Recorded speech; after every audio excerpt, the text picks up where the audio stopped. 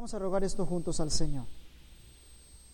Enséñame, oh Jehová, el camino de tus estatutos, y lo guardaré hasta el fin. Dame entendimiento, y guardaré tu ley, y la cumpliré de todo corazón. Oremos juntos. Señor, esto es nuestra premisa a la hora de escuchar tu palabra. Queremos tener entendimiento, queremos ver las maravillas de tu ley, queremos guardarlas en nuestro corazón y cumplirlas, Señor. Te pedimos la intervención del Espíritu Santo, porque en ninguno de nuestros esfuerzos está alcanzar nada de esto. Te pedimos que tú abras nuestro entendimiento, que tú abones en nuestro corazón y nos des tanto el querer como el hacer por tu buena voluntad. Señor, que no sea ningún pensamiento humano, principalmente los míos, lo que quede en nuestros corazones, que de nada utilidad tendría. Que sea directamente la exposición de tu palabra y la fidelidad a ella la que realmente produzca el cambio en nuestros corazones. Gracias por tus desafíos. Gracias de antemano porque posiblemente algunos de nosotros vamos a salir golpeados, pero es que si te place, Señor, cuidarnos en tu disciplina, porque tú mismo sanas nuestras heridas. Nos das a entender y nos permites ver las maravillas de tu ley. Gracias porque sabemos que vamos a encontrar respuestas a nuestras preguntas, porque la gloria siempre es para ti, para tu nombre y para tu palabra. En el nombre de Jesús. Amén. De nueva cuenta quiero invitar, sobre todo porque se ha dado alguna recurrencia, así que quiero invitar a que usted por favor revise su teléfono celular y verifique que se encuentre debidamente apagado para que no tengamos interrupción en esta mañana. Entiendo que pueda estar esperando alguna llamada de urgencia, pues entonces busque la modalidad del silencio para que no tengamos interrupción, y así cuando reciba su llamada por favor salga, retírese de acá, contesta y después regresa. Eso no sin antes hacerle recordar la primacía de la palabra de Jehová y de la fiel exposición a su palabra, de la cual nosotros todos tomamos. Romanos capítulo 10. Hemos tenido la bondad de Jehová de poder estudiar el libro de Romanos del capítulo 1 al número 9 en forma consecutiva ya desde hace bastantes domingos. Y digo que la gracia del Señor porque al menos en lo personal he visto mucho que he aprendido y mucho que he podido aplicar, y ha sido precisamente la gracia de Jehová. Espero que en su vida se haya sido igual.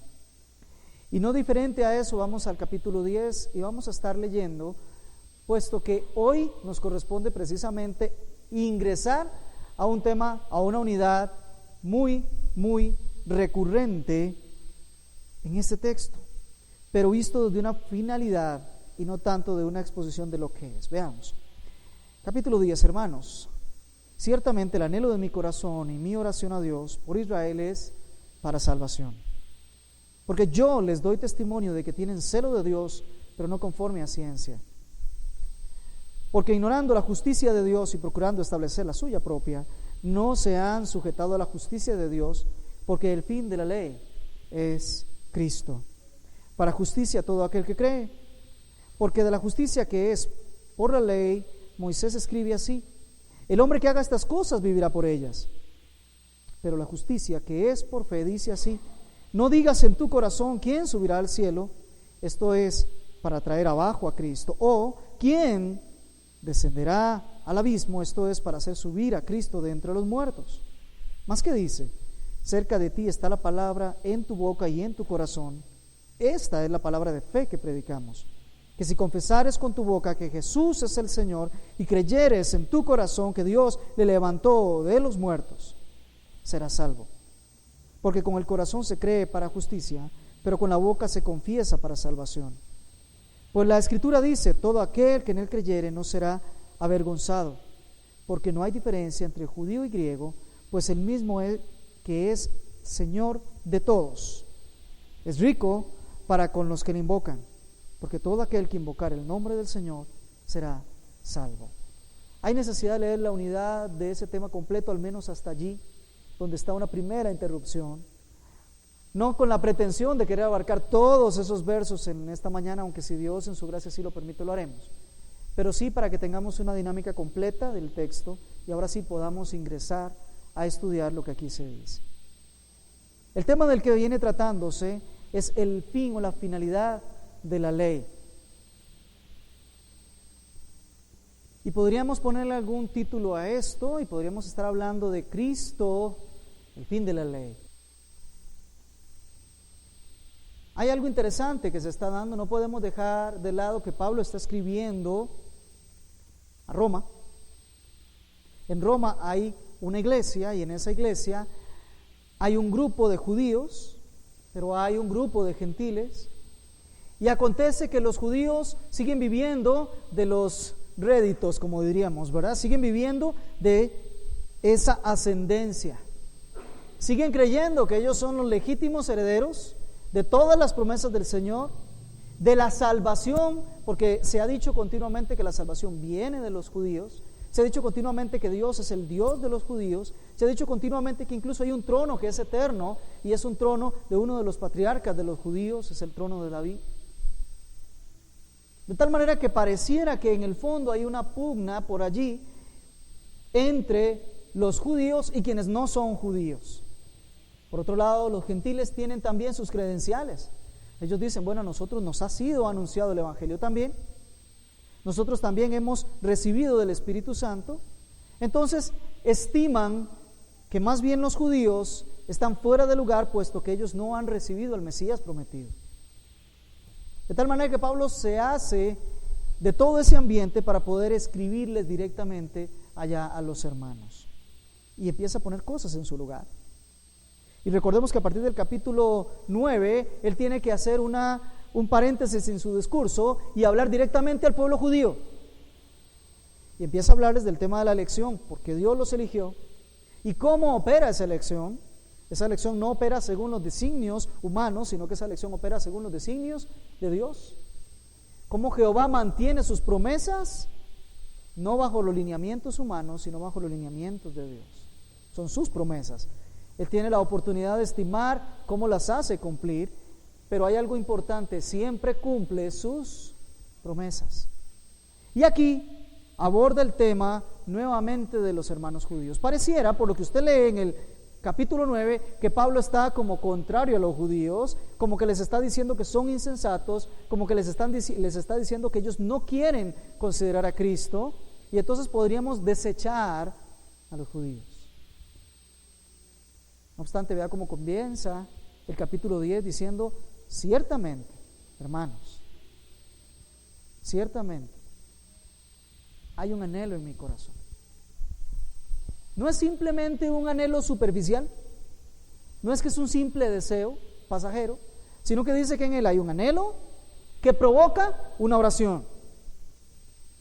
Ciertamente, hermanos, el anhelo de mi corazón y mi oración. Es decir, Pablo está diciendo, hermanos, tengo un anhelo vehemente, a tal grado de que ese anhelo provoca que sea un motivo continuo de oración, de estar llegando al Padre Celestial. Y dice directamente es por los judíos. Así lo dice. Ciertamente es por Israel para salvación. Vea que lejos de poder pensar nosotros que Pablo ha desechado a los judíos por no haber aceptado al Mesías, está diciendo no, todo lo contrario. Yo sigo rogando por los míos. Continuamente anhelo que los míos sean salvos. Pablo está nuevamente recordándonos lo que nos dice en el capítulo 9 y los primeros versos. ¿Se acuerda que Pablo nos había revelado su tristeza? Verdad digo, en Cristo no miento, mi conciencia me da testimonio en el Espíritu de que tengo gran tristeza y continuo dolor en mi corazón. ¿Por qué? Porque deseara yo mismo ser anatema, separado de Cristo, por amor a mis hermanos que son mis parientes, y en el verso 4 que son israelitas. Pablo tenía continuo dolor, continua tristeza por los israelitas. Y ese continuo dolor y continua tristeza provoca que haya un gran anhelo un gran deseo y una oración constante delante de Dios para la salvación de los israelitas. Pablo, el apóstol llamado a los gentiles, que tiene como visión directa y misión directa de Dios ir a los que no son judíos. Pudiéramos de pronto decir que es Pablo el que tiene su mirada puesta en los no israelitas para predicarles. Él dice: yo les declaro que tengo un gran anhelo, y es que los israelitas también alcancen salvación. Mis propios parientes, los que son de mi raza, alcancen salvación. Y en el capítulo 11, Pablo de pronto declara que él es también israelita de la tribu de Benjamín. Vea cómo dice el capítulo 11, verso 1. Digo pues, ¿ha desechado Dios a su pueblo? En ninguna manera, porque también yo soy israelita de la descendencia, de la tribu de Benjamín. No ha desechado Dios a su pueblo. No ha desechado Dios a su pueblo. Dios ha mantenido las promesas a su pueblo. Que pudiéramos ver hoy que su pueblo no está dentro del plan de Dios, puesto que han desechado al Mesías y no han creído en el Mesías. Eso no implica que Dios ha cambiado sus promesas. El pueblo ha sido infiel, pero Dios ha permanecido fiel. Los suyos no lo recibieron, pero no olvidemos que a los suyos vino. Hay un propósito del Señor con los suyos. Y Él mantiene siempre sus promesas. Porque había algo interesante con los judíos, dice el verso 2 del capítulo 10. Yo les doy testimonio de que tienen celo de Dios. Hay una característica que tiene el pueblo de Israel, y es una característica interesante. Ellos tienen celo de Dios. Ahora voy a explicar acá. Cuando se habla de celo, de lo que se está hablando en el texto original es una disposición, una solicitud, una inclinación continua hacia algo específicamente. De tal manera que los celos o el celo en sí mismo no es bueno ni es malo. Lo que es malo o lo que es bueno es el objeto hacia el cual yo dirijo el celo. Eso sí. Hay que ser celosos de la sana doctrina, por ejemplo. ¿Sí? Hay que ser celosos de la obediencia al Señor. ¿Sí? Así que el celo como tal es neutro. Es una disposición natural, es una inclinación, es una solicitud, es una disposición continua hacia algo. El problema muchas veces está en el objeto. Perdón. Pero aquí dice que ellos tienen celo. ¿De qué tienen celo? De Dios. Tienen celo de Dios. Es decir, ellos tienen una disposición y una inclinación natural, una solicitud a Dios, con un grave problema: no conforme al conocimiento, a la ciencia que ha sido revelada por Dios. Ellos buscaban a Dios, ellos querían a Dios, ellos deseaban la unidad con Dios, pero no por el medio y el camino correcto, tal como Dios había determinado que debía de ser. Ahora yo le pregunto lo siguiente: imaginemos que nosotros ubicamos un destino. Podemos decir, bueno, vamos a ir, no sé, se me ocurre, al Parque Central de San José. Perfecto. Y de pronto trazamos la ruta, y decimos, la ruta de aquí al Parque de Central de San José es esta ruta. Perfecto. Y comenzamos a dirigirnos hacia allá. Pero si equivocamos el camino, ¿qué pasaría? Nos perdemos, no alcanzamos. Si llegando a la salida de San Ramón tomamos ruta hacia Guanacaste, porque equivocamos el camino, usamos el camino incorrecto, no vamos a llegar al Parque Central de San José. Ellos tenían celo por alcanzar a Dios, por estar con Dios, pero no conforme a lo que Dios les había revelado, sino que ellos tenían sus propios caminos. ¿Qué le parece? Sus propios medios, su propia forma. ¿Ve? Eso es lo que nos revela Pablo. Dice, no conforme a ciencia. Hemos de entender, aquí no se dice la palabra ciencia en el sentido de científico, sino ciencia en el sentido de el conocimiento de lo que ha sido perfectamente revelado. No conforme al conocimiento que tenían de Dios, sino conforme a su propio intelecto, a su propia intencionalidad, a su propia forma.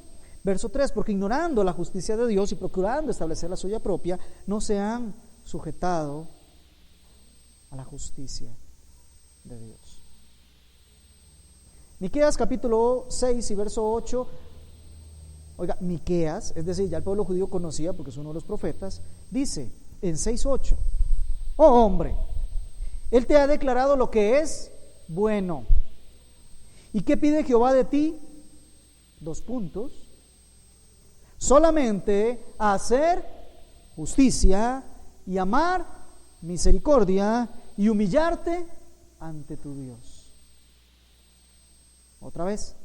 Solamente hacer justicia, amar misericordia y humillarte ante tu Dios. Fíjese que es interesante. Lo que Dios pide no tiene que ver con obras. Tiene que ver con una disposición del corazón. Hacer justicia, buscar justicia, programar en mi ADN el estar cumpliendo siempre justicia. ¿Se da cuenta? No me dice vaya los domingos al templo. No me dice de los diezmos, de todo lo que gana. No me dice, no me habla de obras, sino dice, ¿qué pide de ti Jehová? Una disposición del corazón, una cualidad, un carácter. Le pido algo interior, no algo exterior.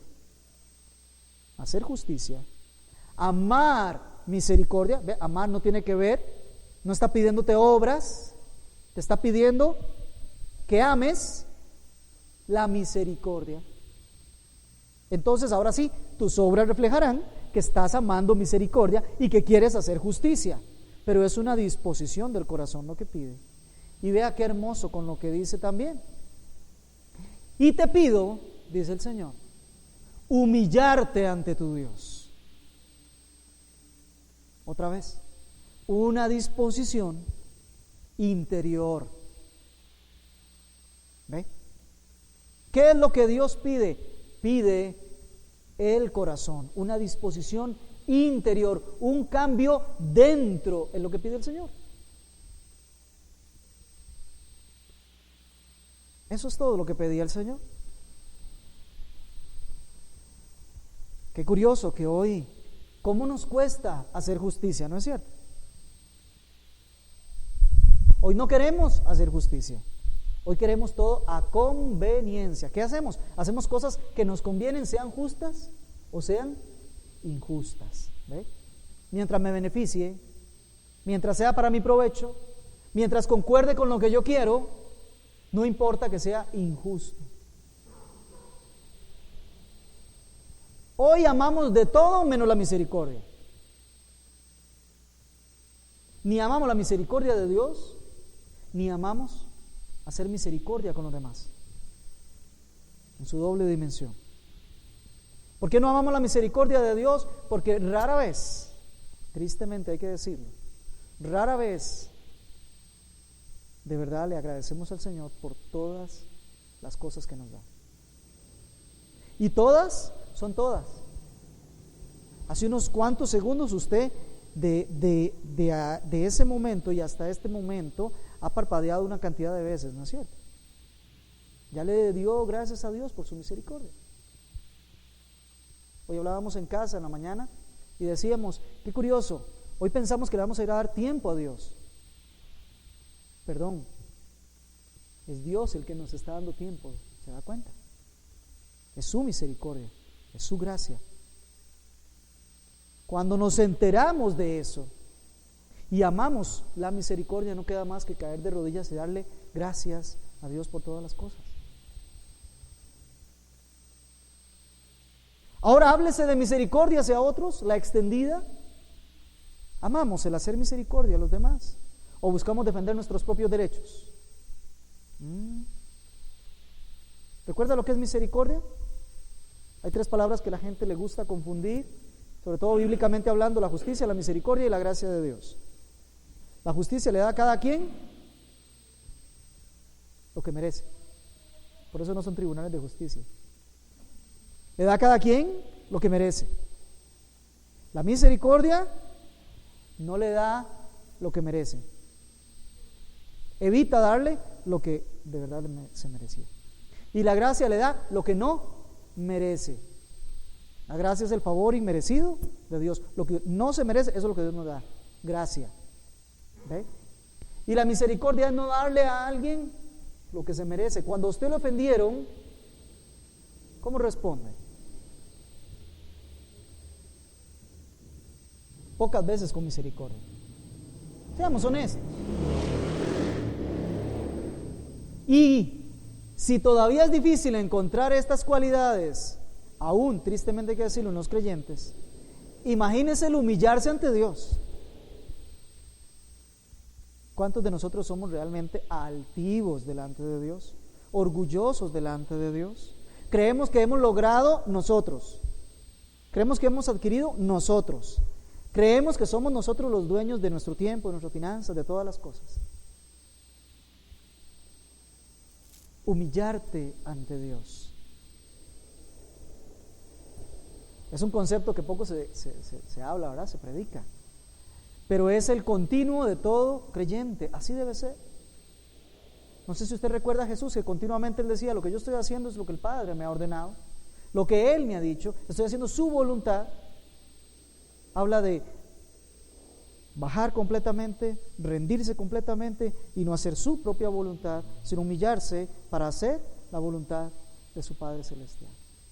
Es nuestro ejemplo.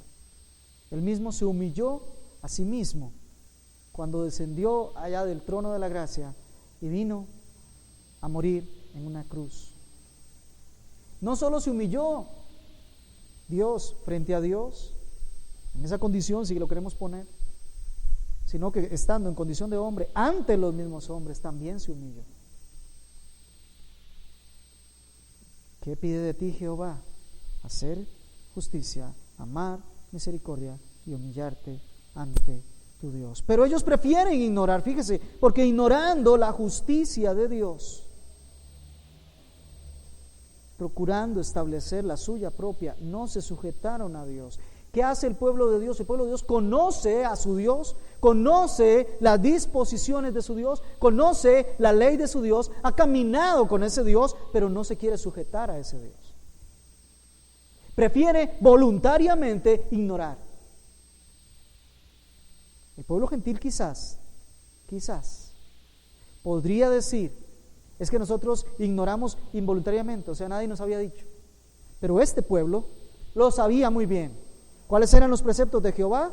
Y los quisieron ignorar. Y haciendo esto, todavía acarrean para sí mayor juicio. Ellos preferían establecer su propia justicia.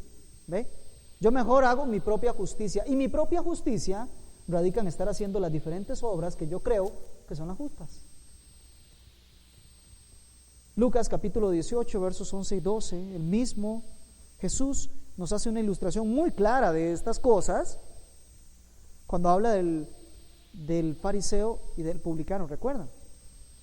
Y en el verso 11 y 12 dice: el fariseo, puesto en pie, oraba consigo mismo de esta manera: en el templo, ante Dios. Escuchemos una oración arrogante, altiva. Dios, te doy gracias porque no soy como los otros hombres, ladrones, injustos, adúlteros, ni aún como este publicano. Es decir, si usted no es ladrón, no es injusto, ni es adúltero, entonces se supone que usted es honesto, que usted es justo y que usted es fiel. Pudiera ser relativamente lo lógico, ¿verdad? Si yo digo, Señor, yo no soy ladrón, le estoy diciendo entonces yo soy honesto. Si yo le digo, mire Señor, es que yo no soy injusto, entonces debería decirle después inmediatamente, Señor, yo soy justo. Y si yo le digo, Señor, yo no soy adúltero, entonces yo tendría que decirle, Señor, y yo entonces soy fiel. Pero fíjese cómo termina este fariseo la oración. Ayuno 2 veces a la semana. ¿Qué tiene que ver eso con la injusticia, con el adulterio? ¿Y qué tiene que ver eso con el ser ladrón o no ser ladrón? Doy diezmos de todo lo que gano. ¿Ve? Vuelvo a lo mismo. Este fariseo sabía lo que a Dios le agradaba. Sabía que lo que a Dios le agrada es la disposición del corazón, lo que hay adentro. Eso es lo que a Dios le agrada. Sin embargo, él se defiende con obras, no con lo que pueda tener en su corazón conforme a la voluntad de Dios. Él quiere establecer su justicia a través de obras. Mire, doy diezmos, ayuno, voy a la iglesia, compré 2 Biblias, puras obras. ¿Se da cuenta? El pueblo de Israel quería llegar a Dios por medio de sus obras. Pero bien claro sabían que a Dios no se llega con obras. A Dios se llega con lo de dentro. Y ellos prefirieron ignorar esa justicia que Dios pide y establecer la justicia propia, su propia justicia. Entonces ellos ya, en vez de querer hacer lo que Dios dice, le dicen, no, Dios, ahora tú te tienes que conformar a la voluntad que nosotros tenemos. Entonces usted nos tiene que declarar justos a todos aquellos que ayunan 2 veces a la semana y que dan diezmos de todo lo que ganan. ¿Ve?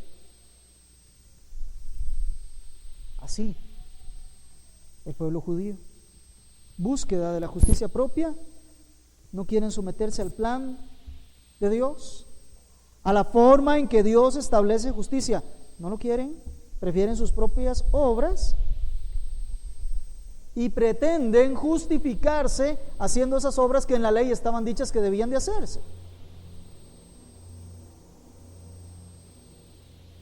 Ahora es interesante porque hasta este punto uno podría decir que culpables son ellos.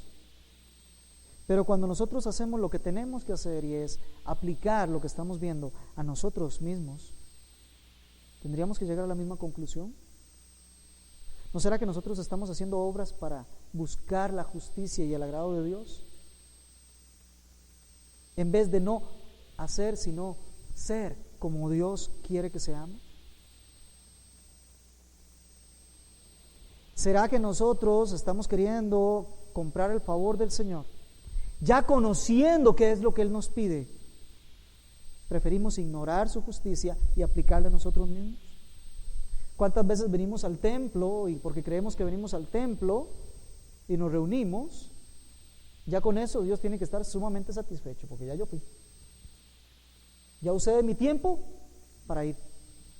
¿Ve? Entonces Dios tiene que estar contento conmigo. Volvíamos hace un rato y decíamos, ¿y dónde está aquello de humillarse ante Dios? ¿Y dónde está aquello de amar misericordia? ¿Dónde está aquello de hacer justicia? No tiene que ver con obras. Ahora, las obras muy posiblemente te están reflejando cómo está lo interior. En eso estamos sumamente claros. Pero la obra viene después de lo que hay adentro. Ahora estamos tocando el punto inicial, no el efecto, la causa. Lo que está antes, lo que está primero. Cuidemos de no estar buscando a Dios por nuestro propio camino. Busquemos de no buscar a Dios bajo nuestras propias obras y nuestros propios términos, porque no vamos a llegar. Vamos a llegar a cualquier otra parte menos a Dios. Verso 4, porque el fin de la ley es Cristo.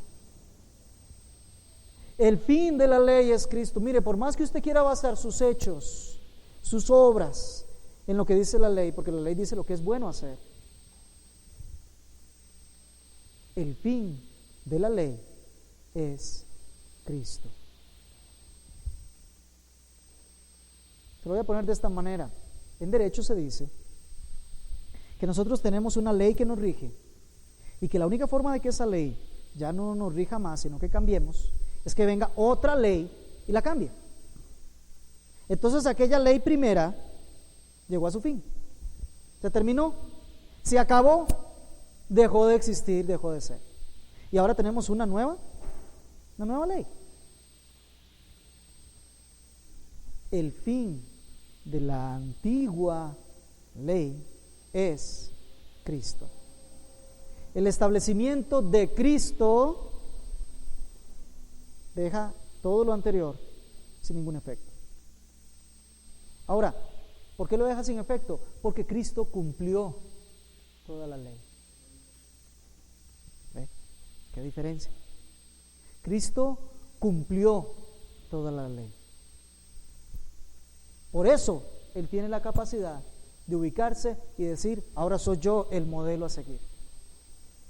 Ahora soy yo el que tomo el control. No es que antes no lo tuviese, es que no lo habíamos visto. No es que antes no fuese así, es que no quisimos entender. Desde Moisés se nos viene prometiendo un Salvador. Abraham deseaba ver el día de Jesús. Desde allá se nos está anunciando que vendría un Salvador, vendría un Mesías. La ley fue dada para que nosotros comprendiésemos cuál era la forma en que el carácter que Dios pedía se veía, se practicaba. Daniel nos hablaba de santidad. Bueno, sí, Dios, tú quieres que sea santo, pero ¿cómo hago para ser santo? ¿Cómo se muestra? ¿Cómo se ve? Bueno, mire, usted tiene que hacer separación de esto y esto y esto otro, pero su disposición es ser santo. Como es santo, empieza a poner en práctica la santidad. De eso se trata la ley, la práctica de la santidad de Dios. Pero usted no puede llegar a la práctica sin ser santo primero. Muy bien. La ley fue reemplazada por Cristo. Y ahí está el propósito: para justicia a todo aquel que cree. ¿Qué le parece? ¿Ve? La ley nos guiaba a Cristo, era temporal. ¿Por qué era temporal? Porque Cristo venía. Mientras Cristo no venga, nos sujetamos a la ley, pero Cristo ya vino y dijo: ahora soy yo. Es un nuevo pacto, es bajo mis términos y condiciones ahora. Entonces, la ley nos guiaba a Cristo, pero Cristo vino y se estableció como la justicia de Dios. Ya no busque más en la ley. Ya no tiene que buscar más en la ley. Ahora sí tiene presente al fin de la ley, al propósito de la ley, al cumplimiento fiel de toda la ley, Cristo. Recuerdo Romanos 1:16: no me avergüenzo del Evangelio, porque es poder de Dios para salvación a todo aquel que cree. La salvación no es cumplir la ley. La salvación es Cristo. Y ese Cristo es justicia al que cree. No es justicia de ley, es justicia de fe. Al que cree, entonces su fe le es contada por justicia. ¿Se da cuenta? Segunda de Corintios 5:21 dice: el que no conoció pecado, por nosotros lo hizo pecado, para que nosotros fuésemos hechos justicia de Dios en él. Equivocamos muchas veces el camino. Queremos obviar y pasar del lado a Cristo, pensando que si nos hacemos a un lado y no nos topamos con el de frente, y no tenemos que pasar por el nuevo nacimiento, y no tenemos que pasar por la regeneración, y no tenemos que pasar por la santificación, y podemos obviarlo y evitarlo de alguna manera cumpliendo algunos preceptos de la ley, amados hermanos, nuestro camino es errado. Amados hermanos, estamos buscando procurar poner nuestra propia justicia y no sujetarnos a la justicia de Dios. Es que no hay otro camino. Es Cristo. para justicia a todo el que cree, es Cristo. Él es el centro de nuestra justicia. ¿Y por qué? Veamos, verso 5. Porque la justicia que es por la ley de Moisés escribe: el hombre que haga estas cosas vivirá por ellas. Pero la justicia que es por la fe dice así: no digas en tu corazón, ¿quién subirá al cielo? Esto es para traer abajo a Cristo. O ¿quién descenderá al abismo? Y esto es para hacer subir a Cristo de entre los muertos. Mas ¿qué dice? Cerca de ti está la palabra, en tu boca y en tu corazón. Pablo aborda el entendimiento judío y nos lo expone para que nosotros entendamos qué era lo que los judíos entendían. No hace más que irse al capítulo 18, verso 5 de Levítico y decir: aquí voy a extraer lo que los judíos siempre han creído, y lo voy a poner en el tapete. Levítico 18:5 dice: por tanto, guardaréis mis estatutos y mis ordenanzas, los cuales haciendo el hombre vivirá por ellos. Es decir, Dios dijo algo que nunca ha variado y nunca ha cambiado. Dios dijo: vivirá el hombre que cumpla mis decretos y mis mandamientos. Y como el Señor no dijo nunca, con excepción de, entonces implica que vivirá aquel que logra cumplir toda la ley de manera perfecta. No ha cambiado. Si alguien logra cumplir la ley de manera perfecta, amado hermano, el Señor dice: vivirá por ello. El cumplimiento tiene que ser total, completo y absoluto. Completo. Pero Santiago 2:10 dice que cualquiera que guarde toda la ley, pero ofendiere en un punto, se hace culpable de todos. Pregunto, ¿hemos ofendido en algún punto la ley de Jehová? Encuentro que es retórica la pregunta, ¿no? Todos ofendemos y muchas veces, dice el mismo Santiago, no pocas. Más bien la cuenta debe ser al revés. Veamos a ver cuáles son los que sí de verdad cumplimos, ¿verdad? Así que como había una imposibilidad para el ser humano de cumplir toda la ley, entonces tenía que encontrar que la respuesta era esperar al Mesías, al Salvador, aquel que era la gracia visible de Dios. Pues muy bien. Romanos 3, versos 19 y 20 dice: pero sabemos que todo lo que la ley dice, lo dice a los que están bajo la ley, para que toda boca se cierre y todo el mundo quede bajo el juicio de Dios, ya que por las obras de la ley ningún ser humano será justificado delante de él, porque por medio de la ley es el conocimiento del pecado. Destruimos toda obra y nos dimos cuenta que el estar pretendiendo ser justos delante de Dios por medio del cumplir obras nos hace llegar a Guanacaste y no al Parque Central de San José. La misma Biblia lo declara, para que de una vez resumido usted comprenda que no es posible. No queda otro camino más que estar en Cristo. Pero ahí Pablo, agregando esos textos, dice que la justicia de Moisés dice: el que haga estas cosas vivirá por ellas. Sin embargo, no hay quien lo pueda hacer. Entonces, vamos, todos estamos bajo el juicio de Dios. Ahora sí, pero la justicia que es por la fe. Hablemos de otro tipo de justicia, ¿qué le parece? No hablemos de la justicia de la ley, hablemos de otro tipo de justicia. Hablemos de la que es por la fe. La que sí me lleva a algo interior. La que no tiene que ver con obras. La que tiene que ver con lo que yo termino siendo, no haciendo, sino siendo. Esta justicia por fe dice: no digas en tu corazón quién subirá al cielo, esto es para ir a traernos a Cristo, o quién descenderá al abismo, esto es para hacer subir a Cristo.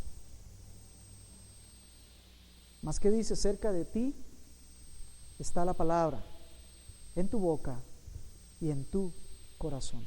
Otra vez una cita ahora de Deuteronomio capítulo 30, en donde Pablo está haciendo algo que los rabinos judíos podían hacer con libertad para enseñar a los discípulos suyos. Y eso es tomar un pasaje dicho anteriormente o una enseñanza dicha anteriormente y hacerle una modificación para aplicarla aquí.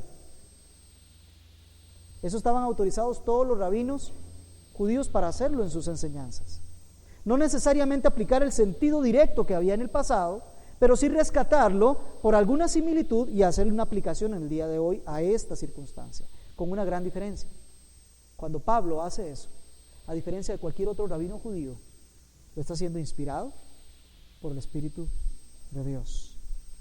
De tal manera que aunque Pablo lo haga, termina siendo palabra de Dios. Ahí está la autoridad, no en Pablo, ni en su forma de enseñanza judía, sino en la inspiración divina. Toma una porción en donde el pueblo, donde Dios les dice, les está reclamando al pueblo porque está viendo que están haciendo cosas que no son agradables a sus ojos, pero no en las cosas, sino que las cosas reflejan lo que hay en el corazón. Entonces Dios les dice, ¿por qué ustedes, parafraseando obviamente, por qué ustedes reclaman si los mandamientos que yo les he dicho no están allá en el cielo, como para que alguien tenga que subir allá al cielo a ver si alcanza a ver qué es lo que Dios quiere? No, no está ahí. Y el Señor les dice, no está al otro lado del mar, así lo utiliza en Deuteronomio.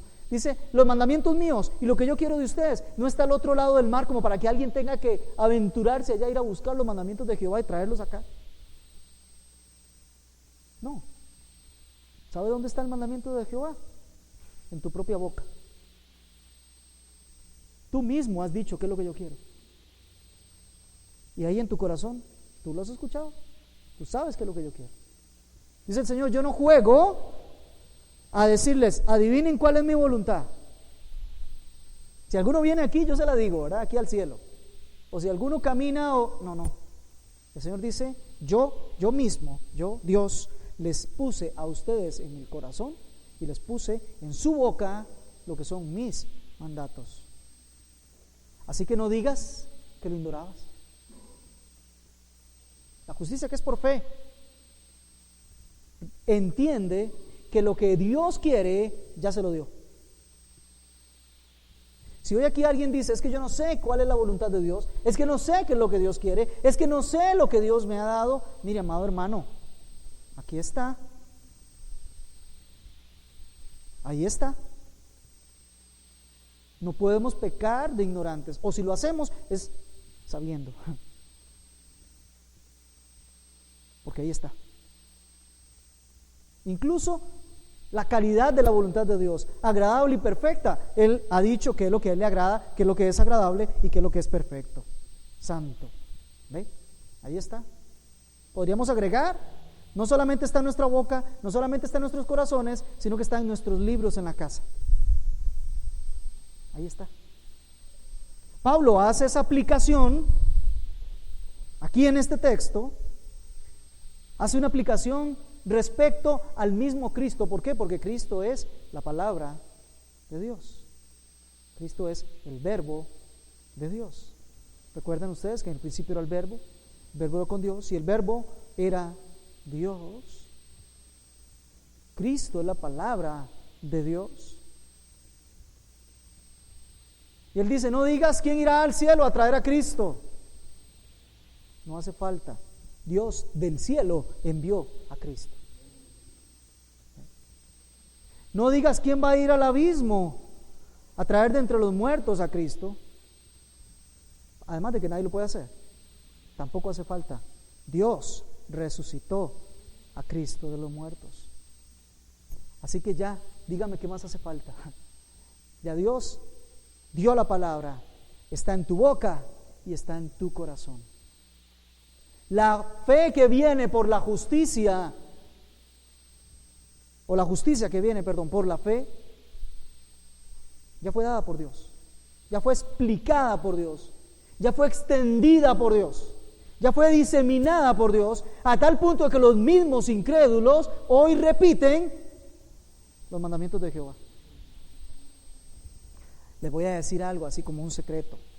cuando uno, ahí donde yo trabajo, lo nombran como juez de la República, le dan un cartoncito ese día que va uno para que ahí digan el nombre y lo juramenten y todo lo demás. Le dan un cartoncito, ¿verdad? En casa tengo un cartoncito que le dan a uno para que uno se lo lleve, ¿verdad?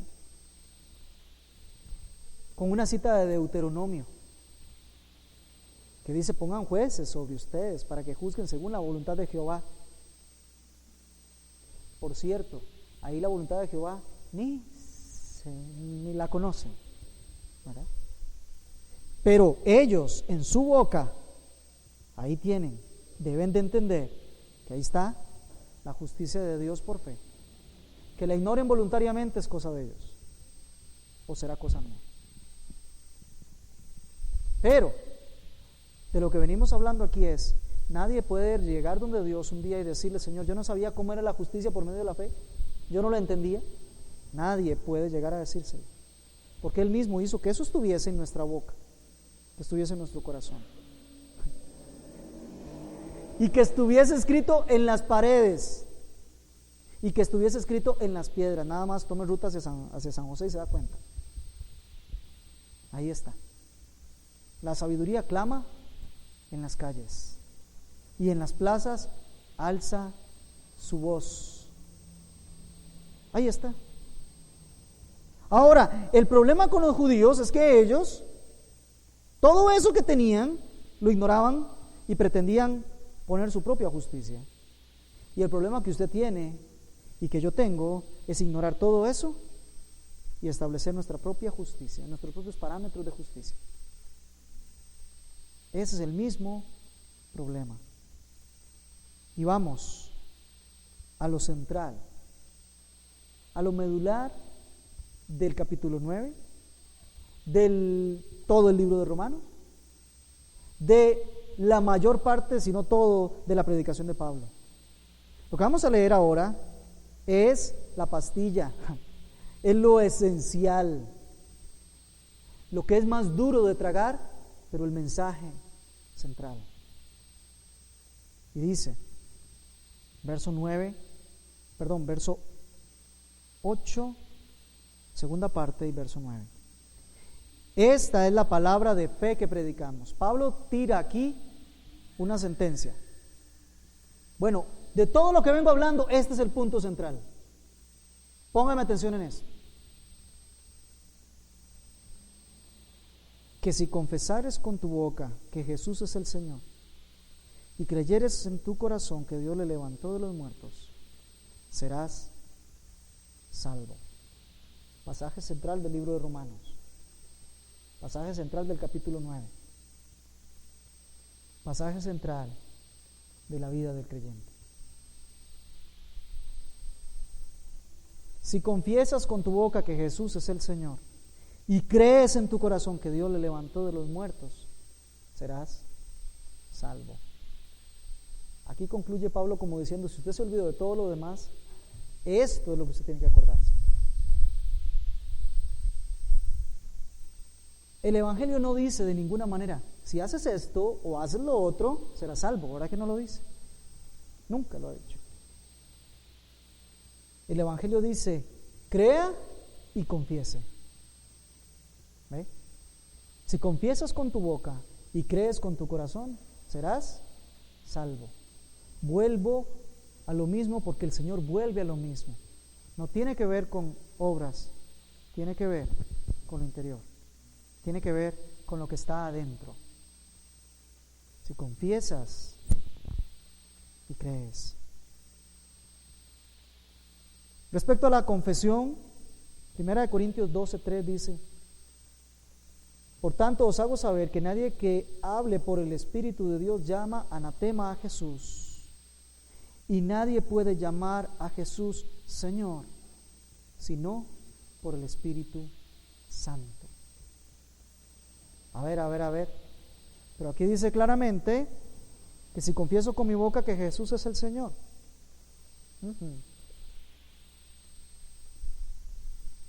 esa confesión no puede nacer de un corazón que esté entenebrecido. Porque un corazón entenebrecido no sabe que Jesús es el Señor. Y cuantas veces se lo digan, no lo ve, no lo percibe. Cree que no es para él. Cree que no tiene pertinencia. Pero cuando hay luz en el corazón, porque de ahí estamos hablando, de lo interno, cuando el Señor por su Espíritu Santo abre los ojos del entendimiento, entonces la persona entendida puede decir: Jesús es Señor. Nadie puede llamar a Jesús Señor si no es por el Espíritu Santo. ¿Sabe? Cuando el Espíritu Santo descendió, Hechos capítulo 1, verso 8, el Señor dijo: recibiréis poder. Sí, cuando haya venido sobre vosotros el Espíritu Santo. Y ese poder, ¿para qué? Me seréis testigos. Para ser yo testigo del señorío de Cristo, tiene que participar el Espíritu Santo. No puedo serlo por mí mismo. Podré imitarlo hasta cierto tiempo, pero no puedo hacerlo si no es por la intervención del Espíritu Santo. Por eso recibiréis poder cuando haya venido el Espíritu Santo para ser mis testigos, para decirle a los demás: Jesús es Señor. Como se levantó Pedro después de haber recibido el Espíritu Santo y empezó a decir a los demás: Jesús es Señor. Así que si lo confiesas, si existe esa confesión, es porque esa confesión nace de algo que ya yo sé. Yo confieso algo que sé, algo que yo tengo sumamente claro, algo de lo cual yo no tengo ninguna duda, algo de lo que yo estoy seguro, por eso lo confieso. Por eso lo invoco, por eso lo comunico, por eso lo declaro, por eso lo proclamo, porque estoy completamente seguro. Es decir, fíjese que la segunda parte dice: y creyeres en tu corazón que Dios te levantó de los muertos. No es una confesión por simple noticia, es una confesión precisamente por creencia, por la fe que ha sido puesta en el corazón. Vuelvo a lo mismo: el Espíritu Santo de Dios. Mateo 10, 32, 33. Es Jesús hablando. Vamos por ahí, por favor. Mateo capítulo 10, versos 32 y 33. A cualquiera pues que me confiese delante de los hombres, yo también le confesaré delante de mi Padre que está en los cielos. Y a cualquiera que me niegue delante de los hombres, yo también le negaré delante de mi Padre que está en los cielos. Sentencia de Cristo, podríamos ponerlo. Firma Jesucristo. ¿Se da cuenta? Ahora, cuando estamos hablando de la carta a Romanos y el tiempo en que se escribe, no podemos tampoco ignorar una circunstancia del entorno. Y es que en el entorno, como ellos, ahí en Roma, tenían un César, la exigencia del César es que todos le llamaran a él Señor, y no como un término formal educativo de respeto, sino como un término de veneración. Es decir, no solo le digo Señor porque es un señor, porque es una persona la cual con respeto yo me dirijo bajo o con el prefijo de Señor, sino porque lo considero mi Señor. Está sobre mí, es la autoridad máxima delante de mi presencia. Hay veneración, hay adoración en llamarle Señor. Y Roma permitía que usted viviera como usted quisiera y hiciera lo que usted quisiera hacer, con la excepción de que eso sí, usted tenía que declarar que el César era Señor. Y los creyentes se negaban a reconocer a César como su Señor. Y reconocían a Jesús como su Señor. De tal manera que ellos eran conocidos, los creyentes, eran conocidos porque siempre andaban hablando de Cristo y reconociendo a Cristo como su Señor. Es más, eso les merecía la muerte. O reconoces a César como el Señor, o vas a la muerte. Y el creyente levantaba su voz y decía: Jesús es el Señor. Se los llevaban presos. Y para eso se creó el Coliseo Romano, que todavía está ahí parcialmente edificado y en pie. Para que murieran en el foso de los leones, para que los mataran, los incendiaran y demás. Porque no reconocían que César era Señor. ¿Sabe cuál era la fórmula? La fórmula es la siguiente: te apresamos. La única forma de que sea salvo es que confiese que César es Señor. Confiese que César es Señor y será salvo. Ahora sí entiende la fórmula. Cualquiera que confiese que Cristo es el Señor será salvo.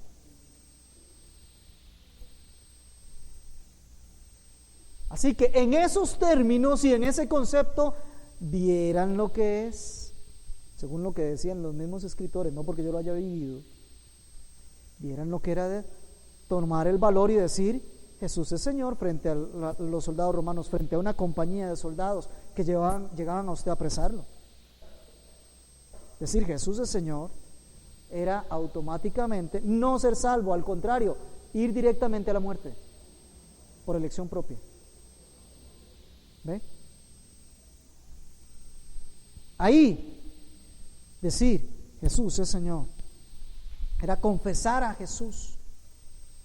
Ellos decían Cristo Jesús, o Jesús Cristo es el Señor.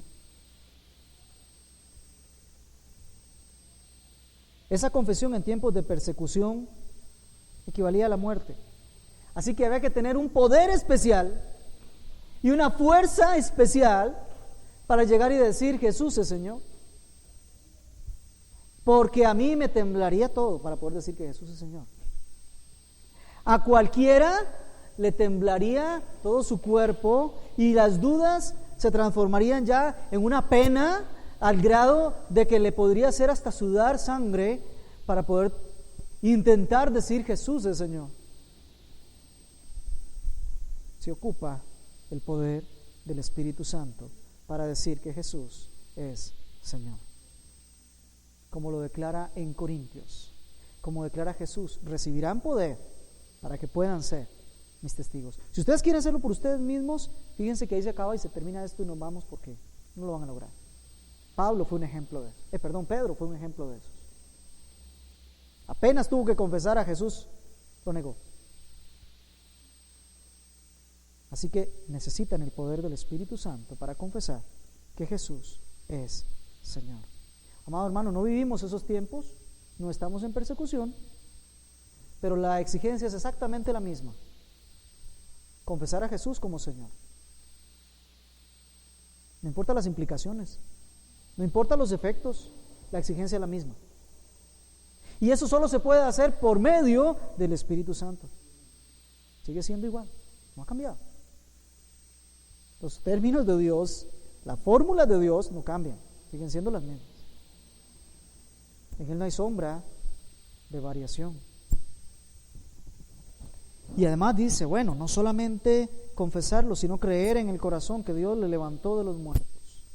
Seremos salvos. Y vea cómo se amplía esto, y Pablo da las razones de por qué esto es así, versos 10 y 11, leamos por favor. Dice: porque con el corazón se cree para justicia, y con la boca se confiesa para salvación. Pablo dice el por qué, las razones de por qué. Creer. ¿En dónde se cree? En el corazón. En la mente usted se informa. A la mente llega la información. Ahí la tiene. Pero del corazón sale lo que yo creo. Ahí al ojo de esa información lo que creo. Ahí desciende lo que creo. Y por eso dice aquí claramente, con el corazón se cree, con un propósito, con una finalidad, para justicia. Fíjese que aquí no estamos hablando solo del tema de justicia, aunque por ahí comenzamos, sino que ya hablamos de algo mucho más grande. Hablamos de salvación. No solo ser llamado justo delante de Dios, que es parte del proceso, sino hablamos de salvación, que incluye no solamente la justificación, incluye todo lo demás. Pero bueno, tratándose del tema de justificación, ¿quién es justo ante los ojos de Dios? ¿Quién es justo? A ver, ¿quién es justo ante los ojos de Dios? Ahí nos dice Pablo.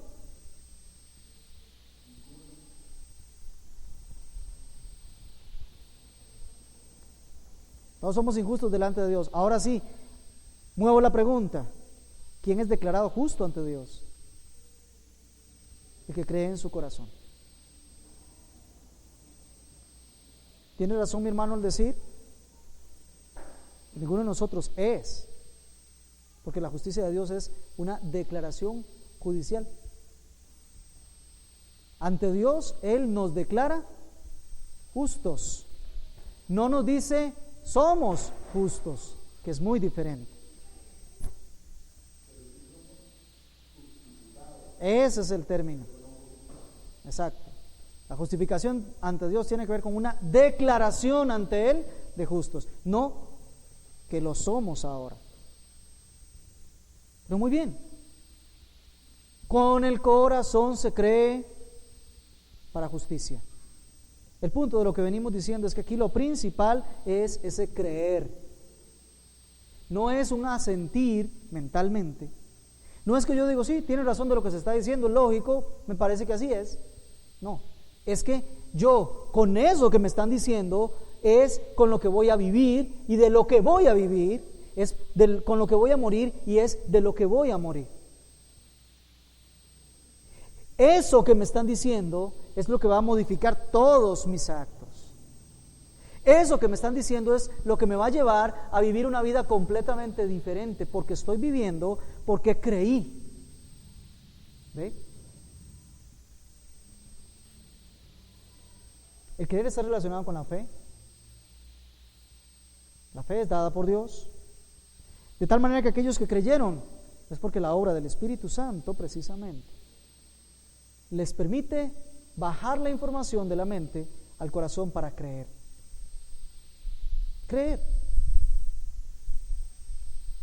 ¿Y por qué tenemos que creer? Verso 9, que Dios levantó a Cristo de los muertos. Porque es muy sencillo. Si usted no cree ese, amado hermano, estás fuera de todo el plan y el propósito de Dios. Ah, Jaime, pero solo una porción pequeña. No, perdón. Todo se acaba ahí. 1 Corintios 15:14 dice, y si Cristo no resucitó, o sea, Dios no lo levantó de los muertos, vana es nuestra predicación, vana toda nuestra fe. ¿Se fija? Si usted cree que Cristo vivió una vida recta y piadosa, si usted cree que Cristo murió en la cruz del Calvario por los pecados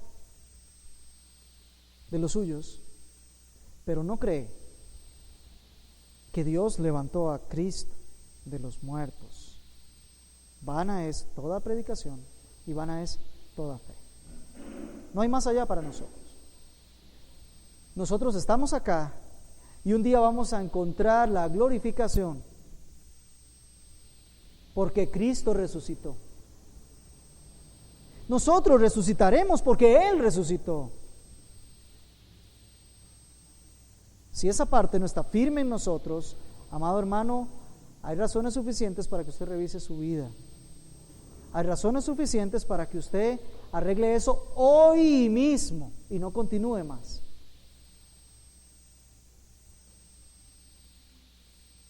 La muerte, la resurrección de Cristo son los que justifican y glorifican a cada creyente. ¿Recuerdan Romanos 8:29? Ayer se nos habló de Romanos 8:29 y 30. El proceso aquel que Dios a los que conoce predestina, a los que predestina llama, a los que llama justifica y a los que justifica glorifica. La justificación por medio de la muerte de Cristo y la glorificación por medio de la resurrección de Cristo. Es un proceso completo. Esa es la justicia de fe. Pero más que la justicia, Pablo no solo se queda en justicia, sino que también alcanza algo más y dice, habla de salvación. Porque con la boca se confiesa para salvación. Con el corazón se cree y usted es justo, pero con la boca se confiesa para salvación. Este proceso de confesar, creer, es la verdad de la Escritura. Verso 11 dice, todo aquel que en él creyere no será avergonzado. Hay un fenómeno interesante. Cuando Cristo aparezca, todo aquel que no haya creído, todo aquel que no haya confesado, será avergonzado. Quedará en evidencia, quedará desnudo ante los ojos de Cristo Jesús. ¿Y por qué quedará de esa manera? Porque la luz revela todo, ¿se acuerda usted? La luz perfecta del Señor revela todo. No hay nada oculto que ante su presencia no haya de ser manifestado. Será avergonzado. Y en el contexto de que está escrito el pasaje originalmente, no lo que extrae aquí Pablo, sino lo que está escrito, de lo que está escrito en Isaías 28:16. Es una vergüenza que hace que yo salga corriendo, huyendo de la presencia de aquel ante el cual estoy quedando completamente en evidencia. Es una vergüenza que provoca huir, que provoca salir corriendo despavorido. Pero por aquí, por contrario, dice, todo aquel que en él cree no será avergonzado. ¿Por qué no será avergonzado? La respuesta está en Isaías. Dios dijo, pondré piedra de tropiezo en Israel, pero eso sí, aquel que se aferre a esa piedra, aquel que crea en esa piedra y se mantenga ahí firme, cuando venga lo perfecto, se sostendrá en pie. No saldrá huyendo, no saldrá corriendo, porque su justicia es Cristo. ¿Qué podemos decir como conclusión en esta mañana? Muy sencillo. Mire, el fin de toda la ley es Cristo. Cristo es la justicia que Dios busca. Es decir, si lo pudiésemos poner en un término un poco especulativo, claramente está. El Señor va a empezar a pasar revisión. A ver, ¿quién está en Cristo? Los que están en Cristo, ahí quedarán, firmes, fundamentados en la roca, no se moverán.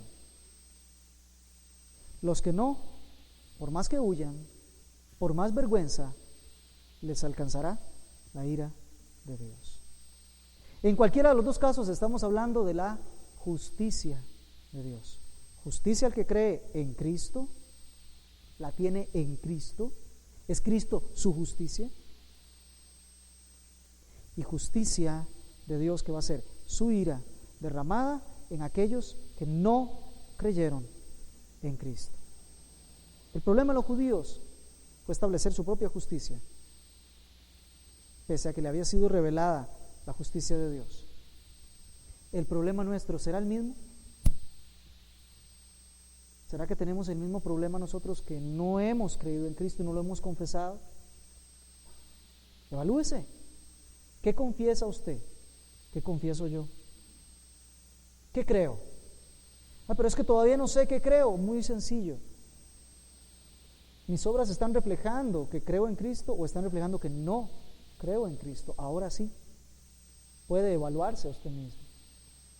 Quiera Dios que si usted no se halla en Cristo, comience por humillarse ante su Dios, amar misericordia y hacer justicia. Voy a pedirles que nos pongamos en pie para terminar en oración en esta mañana. Padre Santo, Dios eterno, reconocemos que tu justicia está en Cristo. Tu justicia es Cristo. Y reconocemos que todo aquel que en Él cree no será avergonzado. Pero también reconocemos, Señor, que es fácil creer establecer nuestra propia justicia. Como ya tu pueblo, en los tiempos en que Cristo anduvo entre nosotros físicamente, ya tu pueblo había escogido un camino diferente. Ahora, Señor, lejos de llevar un juzgamiento, queremos que sea nuestro espejo, Señor. Ayúdanos a evaluarnos a nosotros mismos, a ver si estamos en la fe, a ver si estamos en Cristo, a ver si la justicia tuya en Cristo nos está cubriendo o todavía estamos viviendo bajo tu ira. Señor, trae tu Espíritu Santo a nosotros. Y si en esta mañana hay alguno que todavía no ha alcanzado tu justicia, no ha hallado tu justicia, Señor, tu luz resplandezca en su corazón, te confiese como Señor, crea en ti, Señor, y que su primera obra sea una humillación por todo el pecado, por toda la maldad que ha cometido, un correcto arrepentimiento para perdón de pecados, y que sea, Señor, el poder del Espíritu Santo el que le haga un testigo para ti. Señor, y si nosotros de alguna manera ya hemos atesorado el estarnos excusando delante de ti por nuestras buenas obras, creyendo que esa es la justicia, ese es el punto donde nos queremos humillar, donde queremos, Señor, pedirte perdón y donde te pedimos arrepentimiento, donde te pedimos fe, donde te pedimos, oh Señor, que marques eso, los señales en nuestra vida, para que lo cambiemos con la gracia y el poder que hay en ti. Señor, que esta iglesia, muchos o pocos, que esta iglesia, Señor, siga caminando en búsqueda de la santidad, de la separación de lo que no es agradable ante tus ojos, que podamos disciplinarnos a nosotros mismos, para que corrijamos delante de ti y así podamos esperarte con los brazos abiertos, sin mancha, sin arruga, como tú nos quieres ver. Hermano, que el Señor te bendiga y te guarde, que Él haga resplandecer su rostro sobre ti y tenga de ti misericordia, que Él alce sobre ti su rostro y ponga en ti paz, en el nombre de Jesús.